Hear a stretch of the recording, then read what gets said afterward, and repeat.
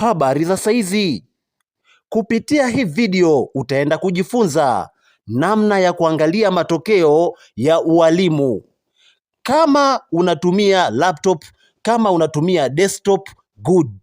Lakini kama unatumia simu, napendekeza tumia browsers nzuri. Zipo browsers mbalimbali ambazo ni nzuri. Nitataja baadhi. Kuna Mozilla Firefox, kuna Google Chrome mfano. Kama unatumia Google Chrome, bonyeza hivyo vimistari vitatu, alafu bonyeza neno desktop site. Kwa nini tufanye hivyo? Namba moja ya faida ni unaona tovuti kama ilivyo kwenye kompyuta, kwa hiyo ni muhimu sana. Sasa tuangalie hatua za kuangalia matokeo ya ualimu. Hatua namba moja, ingia kwenye tovuti ya necta.go.tz. Ukisha ingia kwenye hii tovuti ya necta.go.tz, bonyeza hivyo vimistari vitatu, vibonyeze. Chagua neno results, bonyeza.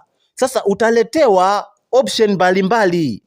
Mfano kuna DSE, kuna GATSE. Mimi nimechagua DSE.